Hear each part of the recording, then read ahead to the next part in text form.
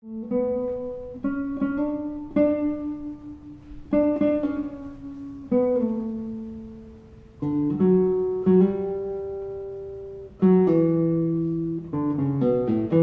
spring 1942, there were 250 Americans of Japanese ancestry enrolled at 6 California State University campuses. On February 19, 1942, Executive Order 9066 and the military orders that followed forever changed the course of their lives. These young adults, the Nisei, born and raised in California, full of promise and hope, were forced to leave their communities and drop out of college. Some moved to an inland state, but most were rounded up and sent to live in an American-style concentration camp in the most desolate parts of the country. Manzanar, Tule Lake, Topaz, Heart Mountain, Rower, Gila River, Poston, Amachi, Jerome, Minidoka became their new home for the duration of World War II. After their release, many Nisei never had the chance to return to college. Their dreams of a college education shattered. In the spring of 2010, the CSU located 125 of these former students and presented them with special honorary bachelor's degrees at commencement ceremonies at 6 campuses. These degrees, although long overdue, brought tears, smiles, and a sense of closure for the former CSU students and the community. The barbed wire fences that imprisoned them and tore them away from their aspirations have now been replaced by the dignity of their very special honorary bachelor's degrees. Conferral of these honorary degrees is a wonderful idea.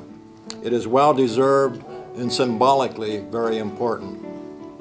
As someone who experienced internment myself, this ceremony has a lot of personal meaning for me as well as you, the honorees.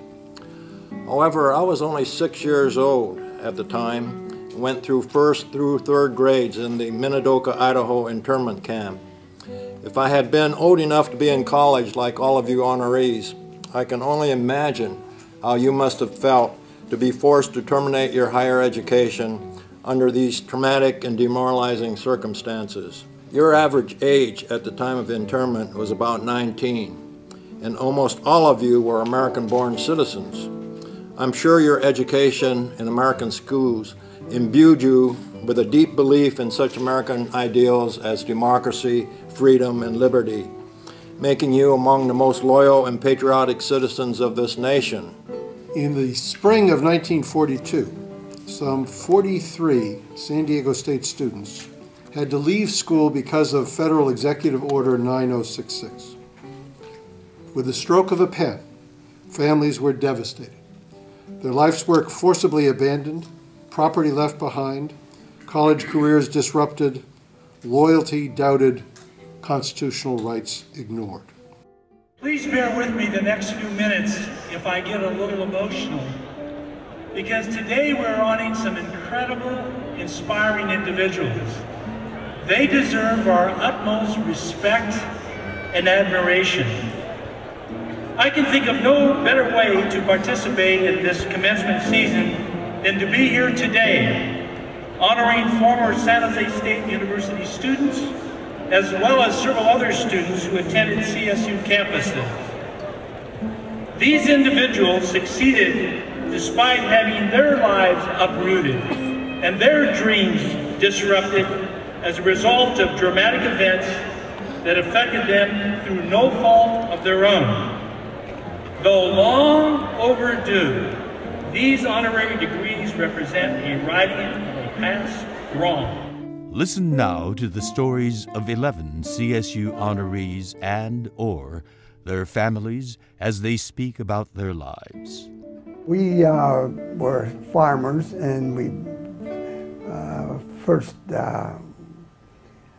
raised chili pepper. Didn't do too well in that, so we switched to tomatoes and celery and things like that. No, my parents didn't have much of an education, but education to my parents was very important. I think the Niseis were very fortunate that their parents forced them to go to graduate from high school and go to college. My dad, John Hiroshi Otomo, was my best buddy and friend, especially in the last 6 months of his life. He wanted to be a mechanic, but because of the ranch, he majored in agronomy instead. John Otomo was somebody who liked to get involved. He didn't want to sit back and watch. And he was part of an original group that formed the Ag Honorary. It's still in function at Fresno State. He's very proud of that factor as being a charter member. I graduated Point Loma High School in 1941, and I believe in September of that year was my first year at school. So I was still kind of floundering as far as what my real goals was. I said, well, I'll go to San Diego State University and I'll, start to get my education, and then I'll find my way while I'm there. He was majoring in the sciences. I believe he intended to do what he did all along, and that was sort of follow in the older two brothers' footsteps, majoring in the sciences and going to pharmacy school. I believe they expected me to go to college. They never had mentioned it, but I came to San Francisco to go to college because there was no where I could stay in Honolulu to go to the university, because I was living in the Big Island. And so my aunt asked my dad to come to San Francisco and stay with her, and that's why I came to San Francisco and went to college. I was born in San Francisco, and my grandfather, he bought a section of ground here and told my dad to farm. From there he expanded. He expanded from 20 acres to 120 in a few years. Unfortunately, my mother passed away in late October and didn't know anything about this program, and unfortunately received this degree posthumously. My mother attended CSU. She attended San Jose State. She grew up in Sunnyvale, California, which San Jose State I think was the closest geographically to where she grew up.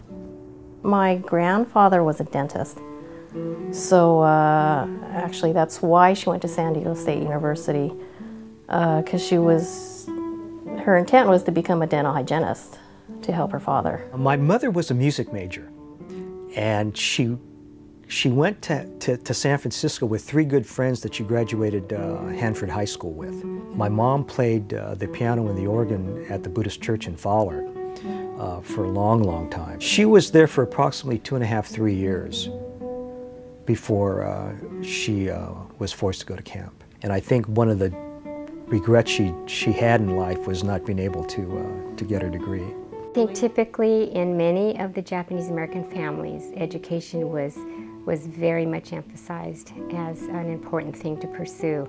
And so I don't think there was any doubt at all that they would go on to college. My Aunt Velma knew that she wanted to major in science and biology. And my Aunt Helen went to Fresno State, and I think her major was in business administration. She eventually went on to have a career as an adjudicator for the Veterans Administration in Los Angeles. I didn't even know that they attended Fresno State at the time, so I was really surprised to find out later, but I have seen pictures of them in groups of Japanese Americans. And I heard Cal Poly was an up-and-coming college, and it had a very high course and good course in ornamental horticulture and plant propagation. Going to college, it was like another dream. I never dreamt anything like this existed. Education was probably the #1 priority in the family, but always for the kids, so it's always my generation. School was not an option. School was something that was, like we told a lot of people, not are you going to college, it was which college are you going to. A friend of mine said, Yosh, what are you going to do? I said, oh, I don't know. He said, well, why don't we go to school? I said, where? San Jose State. And I said, San Jose State? I never heard of it. All three of these former students were admitted in September of 1940. They were forced to leave in 1942. And had they not been interned, they would have graduated in the class of 1944.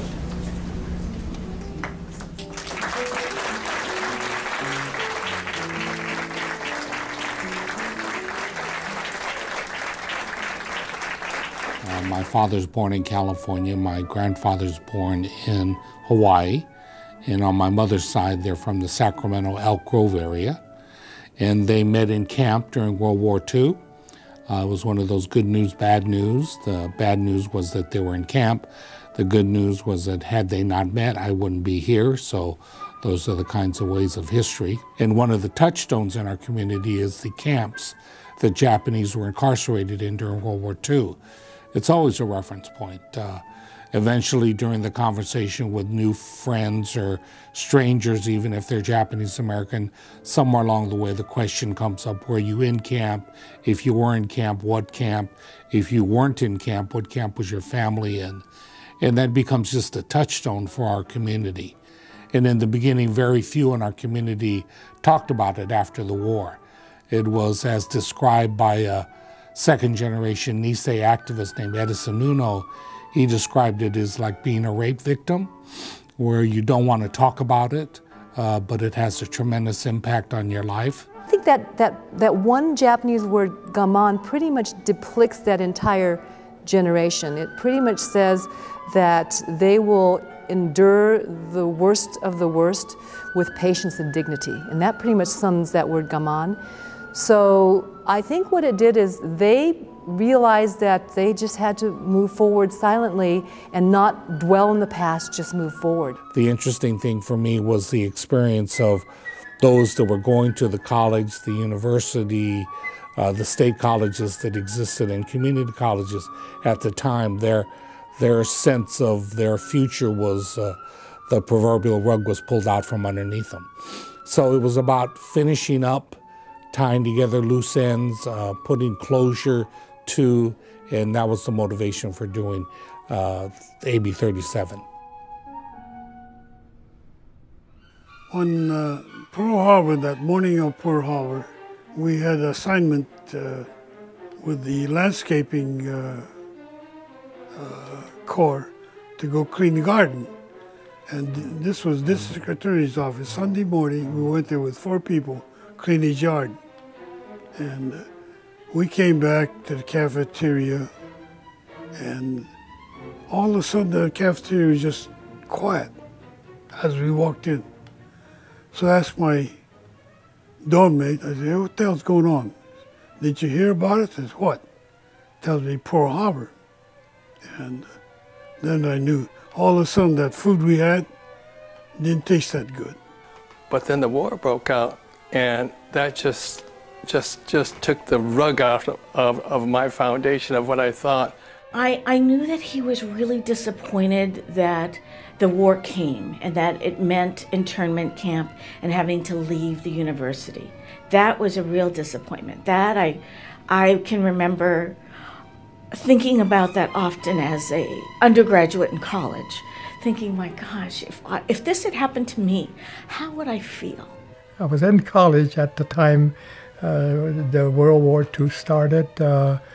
It just happened that I was on a holiday break. A few of my friends and I had gone over to hunt do a little hunting in Lancaster, and on the way back, we heard through the radio that Pearl Harbor had happened, and coming back, I guess the first thing we did was hide all of our guns because we were scared that it was, if we ever got caught with it, we may be taken down as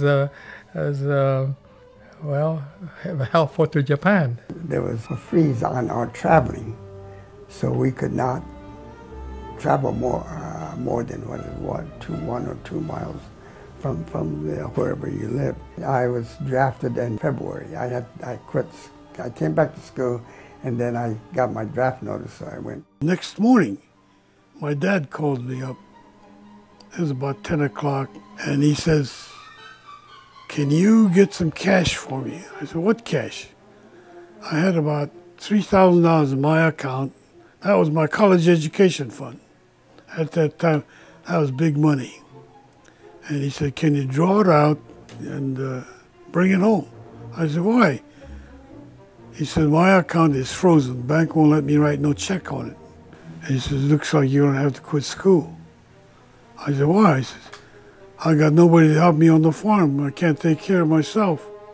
The U.S. government decided you could not be trusted and rounded you up along with about 120,000 other Japanese Americans, 2/3 of whom were American-born citizens, and incarcerated you without trials or even hearings, sometimes with only 48 hours notice.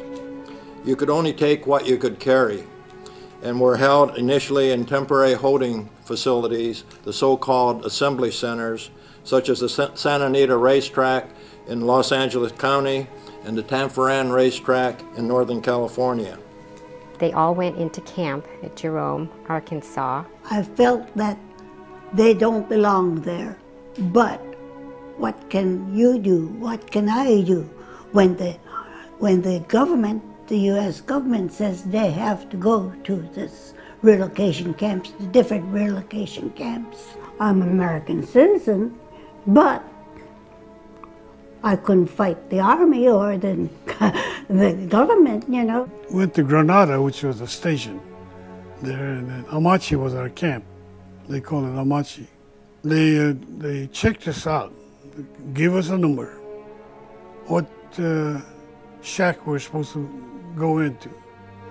And they had a bus waiting for us. We went there, and I'll never forget, I was carrying my kid sister's bag, my mother's bag, and myself. And the guard says to me, "You're not supposed to carry 3 bags." I said, "I'm carrying it." And I stomped along, and he stopped me, told me to drop it. I said, "Okay." I dropped all 3 bags and walked off. And I went into the bus. And then another soldier came, picked up, and brought the bags to the bus. I got a laugh out of that. When I got home, we had an executive order that we had to evacuate from the coast, and that we had to what they call the First Interceptor Command, and that we were either go to an internment camp or go out of this 4th Interceptor Command, which was off the coast. So my father had already decided that we didn't want to go to any internment camp, so we decided to leave. We headed east. Salt Lake City was the closest city we could go to, so that's where we went. In the case of my mother, she was interred at Hart Mountain, Wyoming, and the only stories I recall from her were being rounded up and spending the first couple of weeks in horse stalls with straw at Santa Anita Racetrack before being shipped to Wyoming. Incredibly desolate place. I've been there. In the case of my father, he remained in California. He was at probably the largest internment camp. He was at Manzanar. After they were, put in the camps, he went into and enlisted because he felt it was the right thing to do to show his allegiance to the United States. And he did talk about his wartime experiences with me during that last 6 months. He said he remembered being enlisted, and there was a row of white folks, there was a row of black folks getting water, and he didn't know where to go because he was just out of camp. So he was going to go in the line with the blacks because they were just treated pretty poorly, and they took and poked him out of the line and made him go into the other line. And so he was conflicted, and he felt that was totally the wrong thing to do for all people serving the United States. We were playing catch next to the shacks there and the barbed wire there. And the ball went outside the fence, and there's a tower with a guy with a gun. And I told the guy, I said, can I go after that ball? He says, you step your foot across that fence, I'll blow your brains out.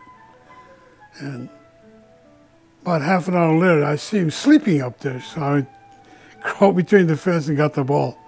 As I crossed that fence, he saw me. He says, he's going to shoot me. I said, go ahead, shoot. And I was holding the ball, so go ahead, shoot. Pretty soon the Jeep with 3 guys come over there. I said, which one of you guys crossed the fence?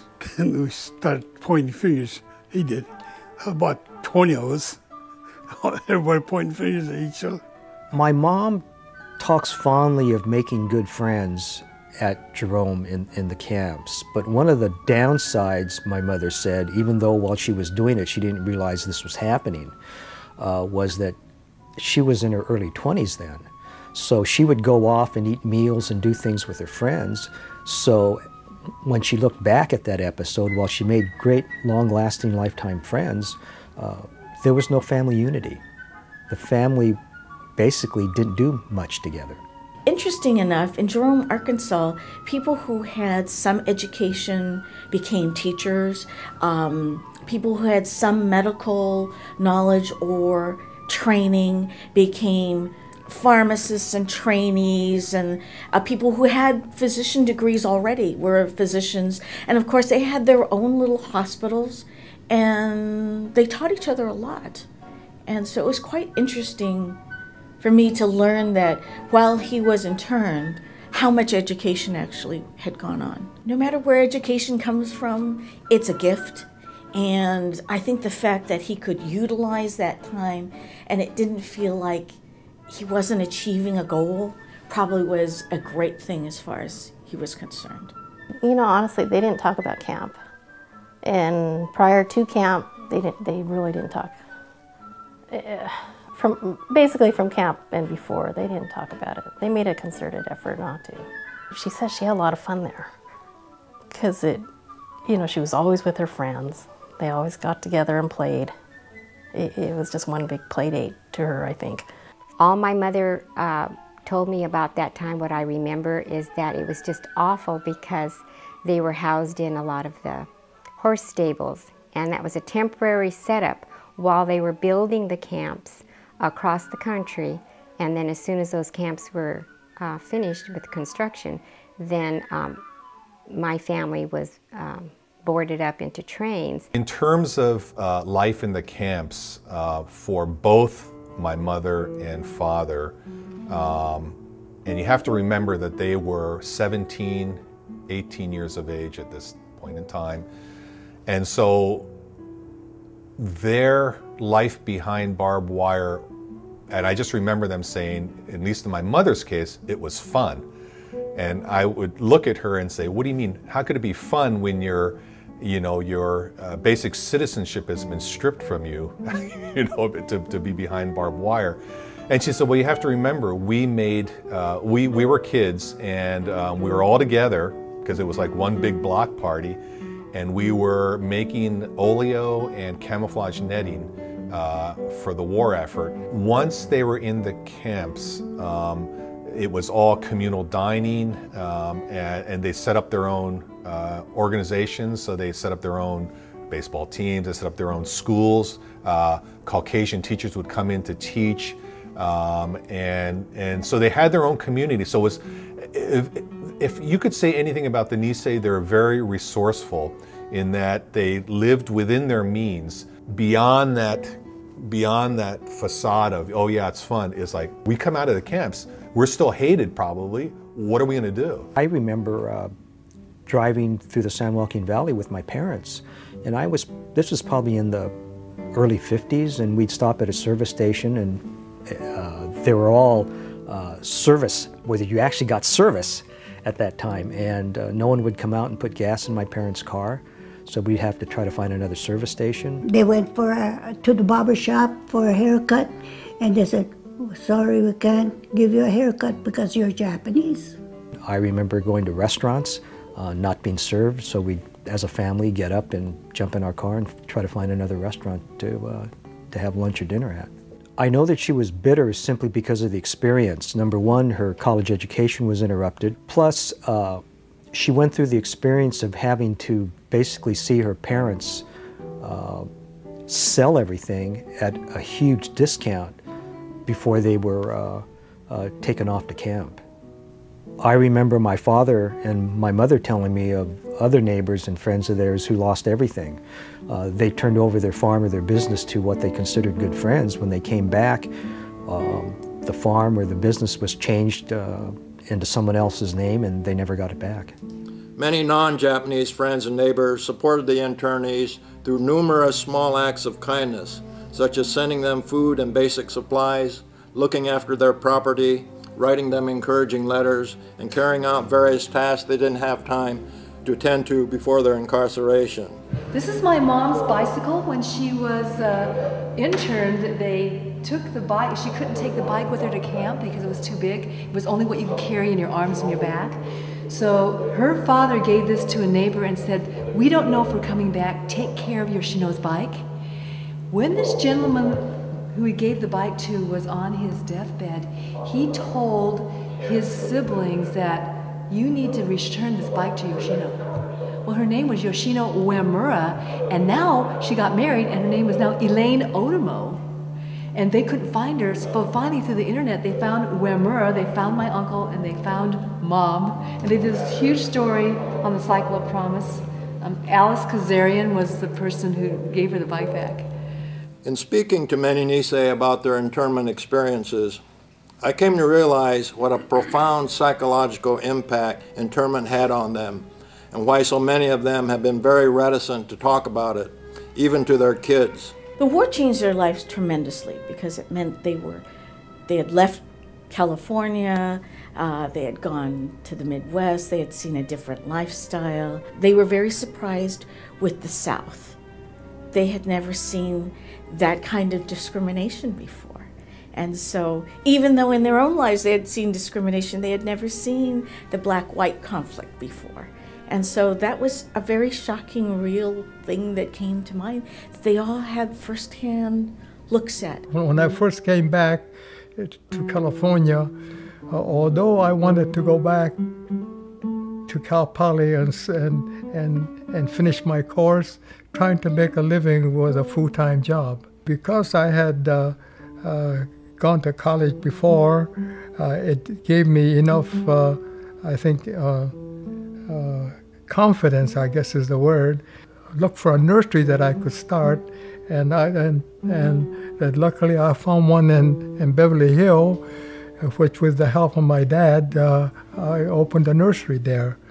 And again, I guess I can turn to the education I got, because by then I knew all of the plant by name, Latin names and everything. We got discharged, and I came home to San Jose. Found out that they didn't want to rent the Japanese, and I was still in the uniform. Then I had to get a job. I went to the laboratory because I knew the laboratory well, and says no. I used to see about 200 patients a day, drawing blood and getting everything ready for them. He says, yeah, but that was the military. This is civilian life. It's different. They made a really concerted effort after the war to not speak Japanese anymore, to I guess, Americanize themselves more. Our pronunciation of Japanese words was just horrible. And a lot of my friends, they were going to Japanese school to learn, more Japanese, and my parents didn't want us to. I don't think there was ever any notion of my folks going back to college after the war. Since they had lost everything during the war, both sides had lost everything, they had to go to work immediately. It is certainly understandable that many Nisei would not want to share such pain with their children, to want to protect them, to shield them from such painful experiences, so they could grow up seeing the promise and hope of America rather than its injustices and cruelties. I think at the critical juncture in their life, which I think is a college experience, and trying to map out what you want to do in life, when that's totally disrupted, I think it's life altering. I mean, I think she would have continued with her dental hygiene. striving for that degree. She probably would have worked for her father. If things stayed as is, I probably would have gone back to the farm or something, and maybe we were Niseis, and I don't know. The opportunities were not there at that time, but which was changed by the war. I know that they would have pursued education. They would have probably, my Aunt Helen probably would have received her degree, and even though she ended her career with a high position as an adjudicator, who knows what she might have become if she had been allowed to finish college and receive a degree in business as she wanted, because she was a very organized person, and she worked in the administrative part of the Veterans Administration, and I know she received a lot of promotions, one after the other, and that was all without her degree.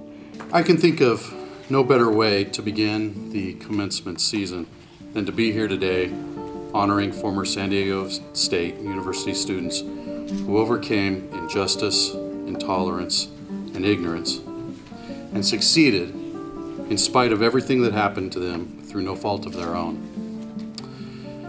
This is a momentous day for the California State University. It is a momentous day because San Diego State is the first of 6 CSU campuses to hold commencement ceremonies that award honorary Bachelor of Humane Letters degrees to our former Japanese American students and their families. The reason nobody knows too much about it, because I think, like the East Side, they says, shikata ga nai, which meant it can't be helped. And they took it on the chin and kept moving forward. Well, I don't think it's right that we had to move out. I think it was more of a injustice, and but that we were asked to do this, so we have to go forward so that our generation and the generation following will have a better life in America. When you don't learn all of it, you don't have any bitterness. It's so different, and yet it's only a generation away. I find that amazing, but there's absolutely no bitterness, which I think is really pretty amazing, because I think most of us who've grown up now would probably be pretty angry and pretty bitter. The awarding of these honorary degrees will hopefully help make up to a small degree for the involuntary disruption of their education and bring closure to this most unfortunate chapter in their lives. But I also believe the awarding of these honorary degrees is important for the symbolic significance of the message it sends to all Americans. It tells us that part of America's greatness is because it can own up to and make amends for its mistakes. Perhaps more importantly, it also tells us that we cannot take our democracy for granted, but that all Americans have a responsibility and stake in preserving our freedoms and liberties for all groups in our society, regardless of race, religion, or nationality. For me, going to college is not just a possibility. It is an expectation. I know, however, that 70 years ago, the opportunity to go to college was taken away from the Nisei. They had done nothing wrong except for being born Japanese in America. Because of the Nisei's courage, loyalty, and hard work, Japanese Americans are recognized today as loyal Americans. Because of their sacrifices, I will be able to go to college. We must commit ourselves to never again letting liberty and justice be taken away from any American just because the color of their skin is different. Okage-sama de. Because of you, I am. Thank you for what you have done for Japanese Americans, for all Americans, and for me. You are like a handprint on my heart. I will not forget what the Nisei have done. Congratulations on receiving your diploma. Today's will be the first presentation. organized by a CSU campus since the trustees approved the program less than 3 months ago.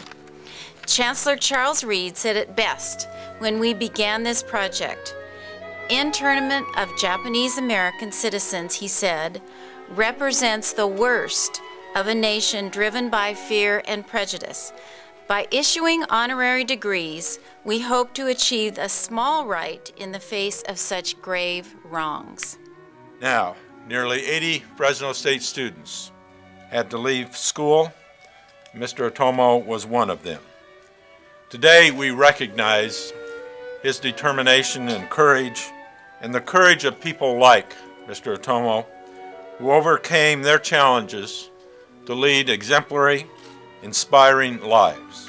You know, I didn't realize that this was such a special event to my dad. This was, and he didn't realize it until after he looked around the room and said, you know what, I still can make a difference. My dad was told by his cardiologist that he would not make it through the holidays. It was, again, we talk about a breath of life. It added a good 6 months to his life, and he was able to open up and do things that he never would have done before.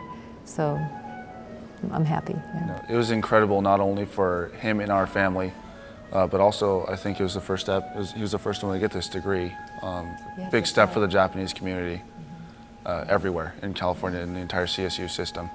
I thought it was really cool that I'm the only person I know that got to see my grandfather get his degree. I thought about many days after my daughter pushed me into it. I said, baloney, like, I don't want it. But one of my daughters says, I should get it because they're going to give it to you. The more I thought about it, my 5 daughters received a degree, my wife, my son-in-laws all got the degree. I'm the only one, no degree. I said, hey, I better get my degree. One of them I talked to was, his son came out, got the degree, and he said his old man had been real proud to have this. And I'm prouder than he is to receive his degree. That's the way I feel. That I'm one of the family now, that I got this degree. First, that I will be awarding the degree to is Hatsumi Areza Fukuchi, who was born in Hawaii, and her San Francisco State studies focused on education and the social sciences. And this evening, she is accompanied by her son and daughter and their spouses.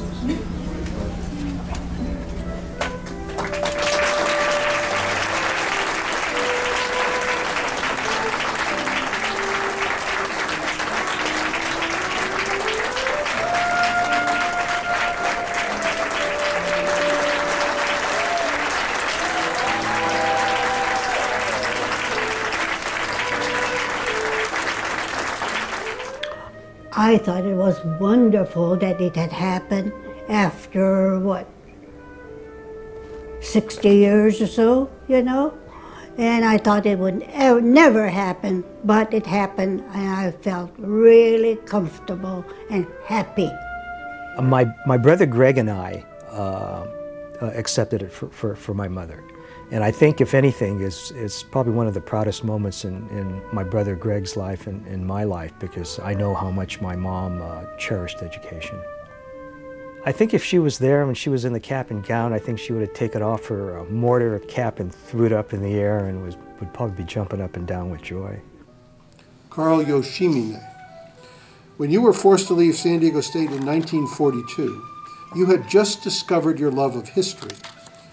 We are grateful that in spite of this injustice, you persevered and eventually obtained a bachelor's degree in history from Ashbury College, a master's degree in religious education from Ashbury Theological Seminary, and another degree from a divinity school in Berkeley. No doubt your life experience, together with the spirituality that has guided you, has inspired many others to be true to themselves and never lose faith despite the hardships they may encounter. It is a lesson this year's class of graduates would be wise to learn as they enter this next phase of their lives. Reverend Yoshimine, would you please join me to accept your diploma?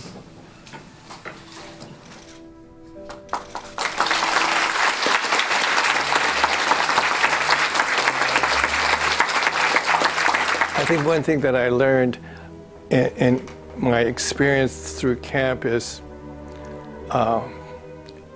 we can't afford to stay in one place in our lives. If you're hurt, to heal and to move on. It's not worth, you know, holding the torch and always being angry, because they'll just ruin your own life and the people around you. And I think that's what education does. It's not just learning things, but it's actually putting it into actual situations where you can move ahead. And I think that's one thing that the receiving the degree reveals, that the school acknowledges where we have been and wants to help us move on. I know, you know, the song, you know, fight on, the Aztec man, Santa Montezuma, we were swinging again. So I remember that song to my dying day. Daughter Barbara Mukai, grandson Kyle Mukai, and sister Sophia Takeda are here to accept an honorary degree posthumously on behalf of Viola Midori Takeda. Viola Midori Takeda's time at San Diego State was cut short when she was assigned to the Poston Relocation Center in Arizona. She left the camp for Chicago, where she met her beloved husband, George Kitahara. They returned to California after the war and began their new life together. Her family tells us that Viola was a devoted wife and a caring mother of 4. She passed away just last month, on April 10th. We're saddened that we were not able to offer this symbol of our gratitude to her in person. I think she would have been really excited and then very proud. I'm sure it would have meant a lot to her. She went to San Diego State for a reason, and I'm sure she would have liked to have possibly a dream to finish her dream there. I don't think being in a relocation camp was a dream for her, really. She had passed away a month before. It really was a bittersweet and emotional moment for me. Actually, much more so than her funeral. You know, when I think about the degree, I just thought it was just wonderful to see that document in hand. It was a fantastic feeling because I knew how much it meant to my dad to go to school and how tough it was to give it up. The interruption was hard. My dad probably would be quite proud. If he were still alive today, he would be quite proud of the fact that he got the degree from Cal State Fresno. Well, I was very honored that the university or the Board of Trustees had recognized that so many of us went to the university at that time trying to become better citizens and better educated. And I think from the education standpoint, it was really that the trustees, the universities have recognized the achievements of the Japanese Americans as a whole. They knew it was a mistake that the government had made. They knew that amends were in the works of being done, and then when it did happen, that the reparations were given out, and the government did acknowledge that there was a mistake, then I think they felt that that was good, that they lived to see that. And so when this event happened at Fresno State, it just brought tears to my eyes when I accepted their honorary degrees, because I just wished so much that they could have seen that all of this was acknowledged, that the government and the communities really understood what actually happened, and that honorary degrees were given. They would have just been completely blown away. They would have had such a good time being there, and because, you know, their lives did turn out really well, and so I think they would have just been tickled to pieces to just get this degree on their own. For my mother, as I said, it's too bad she didn't know about it, and I couldn't tell her, you know, that this thing is coming. But for my father, it was fabulous. I mean, you know, that he could get this, and he proudly talks about it. And from a spirit side, I mean, unbelievable. I mean, it's really been a great thing. At least one way to seal the wound. Somehow during life, I guess I was looking for something, or I guess you could driving for something, not knowing what it was. But I think when I received this news, I felt that I accomplished something in my life that I've been looking for.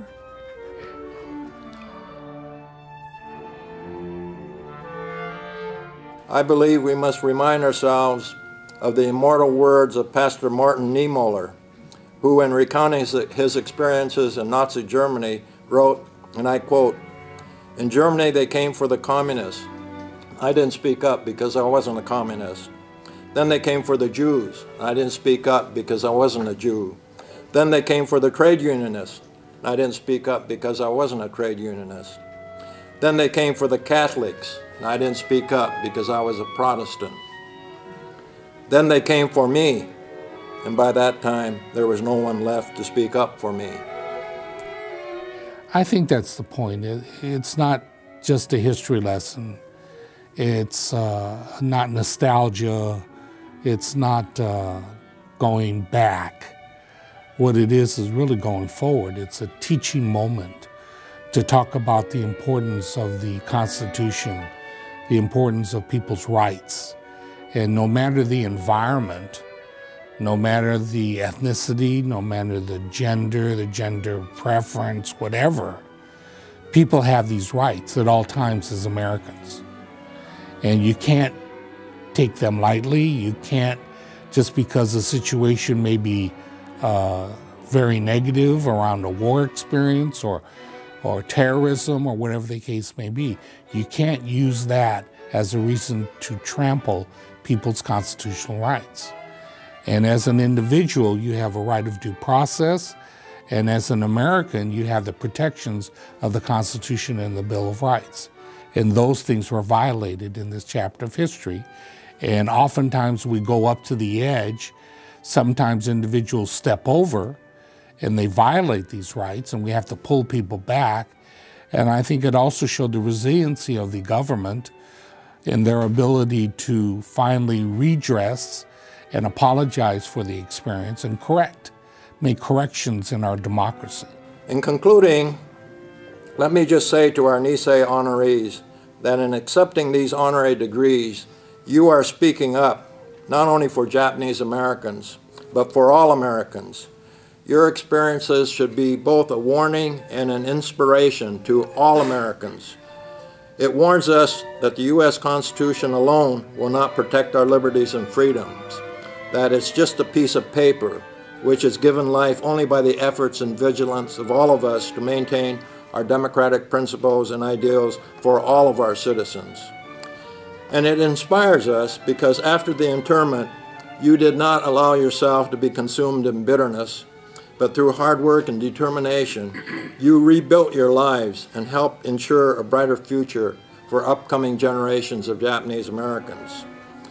So, on behalf of all Japanese Americans, and dare I say for all Americans, I want to express our gratitude to the honorees and the entire Nisei generation for their fortitude, resilience, and sacrifice that has left us with such an enduring and important legacy.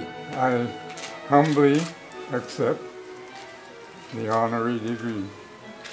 And thanks all the dignitaries for being here. Hey, this is something. You know, they say old men don't cry, but I had some tears. Thank everybody for being here. And through all this adversity, I think the USA is the best country in the world. God bless you, and thank you.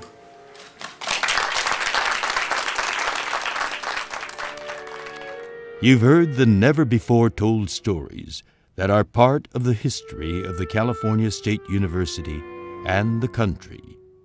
We all must make sure that actions like this never happen to any group of people anywhere again.